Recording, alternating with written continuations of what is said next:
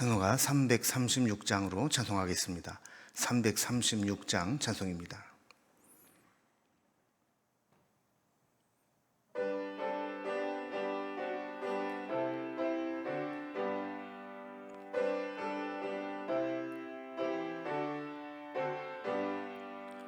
환난과 핍박 중에도 성도는 신앙 지켰네. 이 신앙 생각할 때에 기쁨이 충만하도다. 성도의 신앙 따라서 죽도록 충성하겠네. 옥중에 매인 성도나 양심은 자유 얻었네. 우리도 고난 받으면 죽어도 영광 되도다. 성도의 신앙 따라서 죽도록 충성하겠네.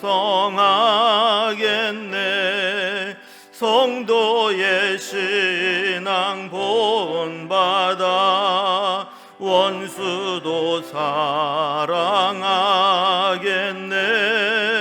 인자한 언어 행실로 이 신앙 전파하리라. 성도의 신앙 따라서 죽도록 충성하겠네. 아멘.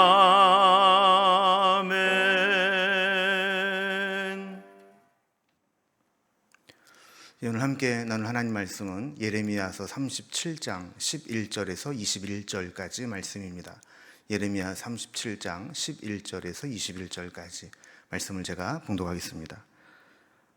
갈대아인의 군대가 바로의 군대를 두려워하여 예루살렘에서 떠나매 예레미야가 베냐민 땅에서 백성 가운데 분깃을 받으려고 예루살렘을 떠나 그리로 가려 하여 베냐민 문에 이른즉 하나냐의 손자요 셀레마의 아들인 이리야라 이름하는 문지기의 우두머리가 선지자 예레미야를 붙잡아 이르되 내가 갈대아인에게 항복하려 하는도다.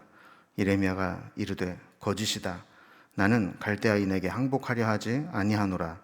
이리야가 듣지 아니하고 예레미야를 잡아 고관들에게로 끌어가매 고관들이 노여워하여 예레미야를 때려서 서기관 요나단의 집에 가두었더니 이는 그들이 이 집을 옥으로 삼았음이더라. 예레미야가 뚜껑 씌운 웅덩이에 들어간 지 여러 날 만에 시드기야 왕이 사람을 보내어 그를 이끌어내고 왕궁에서 그에게 비밀이 물어 이르되 여호와께로부터 받은 말씀이 있느냐? 예레미야가 대답하되 있나이다. 또 이르되 왕이 바벨론의 왕의 손에 넘겨지리이다. 예레미야가 다시 시드기야 왕에게 이르되 내가 왕에게나 왕의 신하에게나 이 백성에게 무슨 죄를 범하였기에 나를 옥에 가두었나이까? 바벨론의 왕이 와서 왕과 이 땅을 치지 아니하리라고 예언한 왕의 선지자들이 이제 어디 있나이까? 내 주 왕이여 이제 청하건대 내게 들으시며 나의 탄원을 받으사 나를 서기관 요나단의 집으로 돌려보내지 마옵소서. 내가 거기에서 죽을까 두려워하나이다. 이에 시드기야 왕이 명령하여 예레미야를 감옥들에 두고 떡 만드는 자의 거리에서 매일 떡 한 개씩 그에게 주게 하며 성중에 떡이 떨어질 때까지 이르니라. 예레미야가 감옥들에 머무니라. 아멘.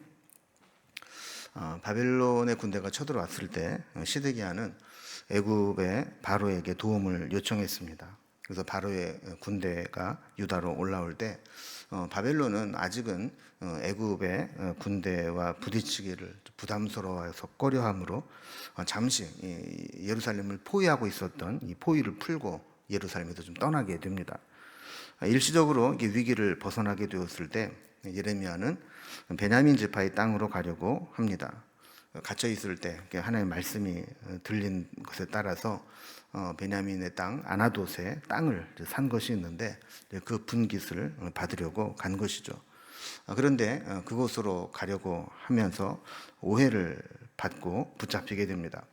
예레미야가 바벨론에 항복하라는 메시지를 전한 것으로 인해서 아마도 이 예레미야가 이 바벨론에 투항하려고 가는 것으로 오해를 받게 된 겁니다. 그래서 베냐민의 문지기가 예레미야를 잡아 고관들에게 넘겼고, 이 고관들은 서기관 요나단의 집에 가두게 됩니다. 이렇게 여러 날 있게 될 때 이 소식을 들은 시드기야가 사람을 보내서 예레미야를 끌어내고 왕궁으로 부르게 됩니다. 그리고 예레미야에게 묻습니다. 혹시 하나님께 다른 말씀을 들은 바가 있느냐? 아마도 시드기야는 애굽의 군대가 와서 바벨론 군대가 포위를 풀고 잠시 떠난 것을 보면서 하나님께서 다른 말씀을 주시지 않았을까? 바벨론의 멸망에서 구원해 내셨다라는 말씀을 하진 않으셨을까 하는 이야기를 들었는지 물은 겁니다. 그러나 예레미야의 답변은 변함이 없습니다. 여전히 동일한 말씀을 전하면서 바벨론 왕에게 시드기야 왕도 넘겨질 것이라는 동일한 메시지를 전하게 됩니다. 예레미야는 이후에 시드기야 왕에게 자신을 다시 서기관 요나단의 집으로 돌려보내지 말아달라고 간청합니다. 시드기야 역시 예레미야의 청을 들어주면서 예레미야를 보호해 주는 모습을 보이게 됩니다. 죄가 없으면 누명을 벗겨주고 풀어주어야 하는데 시드기야는 아직까지는 이제 그럴 형편이 못 되었던 겁니다. 자, 오늘 본문을 이제 단락별로 좀 구분을 해보면 먼저 11절에서 15절까지는 오해를 받고 서기관 요나단의 집에 갇히게 되는 예레미야의 일을 이야기로 적고 있습니다. 16절에서 17절은 갇혀있는 예레미야에게 은밀하게 사람을 보내서 부른 후에 하나님의 말씀이 새롭게 들려준 것이 있는지 들으려고 하는 시드기야의 모습이 나오죠. 그리고 18절에서 21절까지는 대화를 나눈 후에 자신을 요나단의 집으로 다시 보내지 말라 이렇게 부탁을 하고 또 시드기야 왕이 그 요청을 들어주었다 하는 내용이 기록되어 있습니다. 단락별을 살펴봅니다. 먼저 첫 번째로 오해를 받고 서기관 요나단의 집에 갇히게 되는 예레미야의 이야기입니다. 아까 서론 부분에도 말씀드린 것처럼 시드기야는 바벨론의 침공으로 인해서 애굽에 도움을 요청했죠. 일시적으로는 외교적 성과를 거둔 것처럼 보입니다. 그래서 11절 말씀을 보면 갈대아인의 군대가 애굽의 바로의 군대를 두려워하여 예루살렘에서 떠났다라고 기록을 합니다. 12절에 보면 바벨론 군대의 예루살렘 포위가 풀리자 예레미야는 베냐민 땅으로 가려고 했습니다. 그곳에서 백성들의 분깃을 받으려고 했다 그랬는데 예레미야가 회복의 증표로 하나님께서 예레미야에게 아나돗 땅을 사라 그랬을 때 그 땅을 값을 주고 샀기 때문입니다. 13절에 보면 예레미야가 베냐민 문에 이르렀을 때 하나님의 손자요 또 이리야라고 하는 문지기 우두머리가 예레미야를 붙잡아서 체포하게 됩니다. 그리고 그 이유는 갈대아인에게 항복하러 간다고 보았기 때문입니다. 이런 오해를 예레미야가 받을 수 있었던 것은 아마 예레미야가 그동안 바벨론에 항복하라라는 메시지를 계속 전했기 때문입니다. 14절에 보면 예레미야는 내가 항복하러 가는 게 아니다, 거짓말이다라고 항변을 하지만 결국 그는 예레미야를 붙잡아서 고관들에게 끌고 넘기게 되죠. 15절에 보면 고관들도 예레미야를 바벨론의 첩자나 매국노로 여기면서 그를 서기관 요나단의 집에 가두게 됩니다. 이것은 그동안 예레미야가 이제 바벨론의 침공을 하나님의 심판으로 받아들이고 회개하라고 전한 예레미야의 메시지에 얼마나 큰 반감을 가지고 있었는가를 이제 보여주는 것이죠. 누구나 그렇듯이 자신에게 불리하거나 안 좋은 말씀을 들으면 아무리 그것이 하나님의 말씀이라 할지라도 쉽게 받아들이기가 쉽지 않은 것 같습니다. 그러나 오늘 말씀을 통해서 우리가 받는 이 교훈은 아무리 자신에게 안 좋은 말씀이라 할지라도 그것이 하나님의 말씀이라면 믿음으로 수용할 수 있는 것, 그런 믿음을 가져야 한다라는 겁니다. 두 번째 단락을 보면 이렇게 요나단의 집에 갇혀 있을 때 하나님께서 시드기야를 보내서 이 요나단을 불러내서 말씀을 듣게 합니다. 예레미야가 서기관 요나단 집에 가두었다고 했는데 16절에 보면 그 갇힌 곳이 뚜껑을 씌운 웅덩이에 들어갔다 이렇게 기록을 합니다. 지하 감옥에 집어넣고 뚜껑을 덮는 것은 사실은 불법 감금입니다. 불법으로 감금되었다가 자칫 잘못하면 목숨을 잃을 수도 있는 그런 상황이죠. 다행히도 여러 날 갇혀 있었지만 목숨을 부지하고 있었던 것을 보게 됩니다. 17절에 보면 시드기야가 예레미야를 부릅니다. 시드기야 왕이 사람을 보내어 그를 이끌어내고 왕궁에서 그에게 비밀이 물어 이르되 여호와께로부터 받은 말씀이 있느냐? 예레미야가 대답하되 있나이다. 또 이르되 왕이 바벨론 왕의 손에 넘겨지리이다. 이렇게 말씀을 전하게 되죠. 그래서 비밀이 물었다는 얘기는 공개적으로 부르지 않았다는 겁니다. 그때 당시에 궁중에는 반바벨론 정책을 주장하는 고관들이 많이 있었기 때문에 그 이야기를 비밀리에 붙였던 겁니다. 예레미야가 다시 바벨론에게 망한다는 말씀을 전하면 수습하기 어렵기 때문에 그런 거죠. 아마도 애굽의 군대를 불러들여서 바벨론이 와서 포위했던 그 포위를 풀고 잠시 예루살렘을 떠나갔기 때문에 예레미야가 전했던 심판의 메시지에 뭔가 변화가 있지 않았을까 하는 기대를 가지고 하나님께서 또 다른 말씀을 주신 것이 있느냐 하고 은밀히 물어온 겁니다. 그러나 예레미야의 대답은 단호하죠. 하나님 말씀은 변화가 없다는 겁니다. 그래서 시드기야도 바벨론 왕의 손에 넘겨질 것이다 라고 하는 동일한 심판의 메시지를 전하게 됩니다. 예레미야는 이렇게 비록 그 앞에 있는 사람이 왕이라 할지라도 자신의 안일과 생명을 위해서 하나님이 주신 말씀을 타협하거나 왜곡하거나 변질시키지 않았습니다. 하나님의 사람은 하나님의 말씀을 목숨 걸고 전하는 자라는 사실을 우리에게 보여주고 있는 것이죠. 세 번째 단락을 보면 이런 대화를 한 후에 예레미야는 시드기야에게 자기를 다시 요나단의 집으로 돌려보내지 말아달라고 요청을 하고 시드기야는 그 요청을 들어주게 됩니다. 예레미야는 먼저 자신의 이 감옥에 투옥된 것에 대한 부당함을 항변합니다. 18절에 보면 시드기야에게 자신이 옥에 갇히려면 거기 상응하는 죄가 있어야 되는데 자기가 무슨 죄로 이렇게 갇히게 됐느냐 하는 거죠. 자신은 하나님 말씀을 받은 대로 그저 전한 것뿐인데 이것이 왕에게나 왕의 신하에게나 또 백성에게 무슨 죄가 되기 때문에 나를 이렇게 가두었느냐 이렇게 항변을 한 겁니다.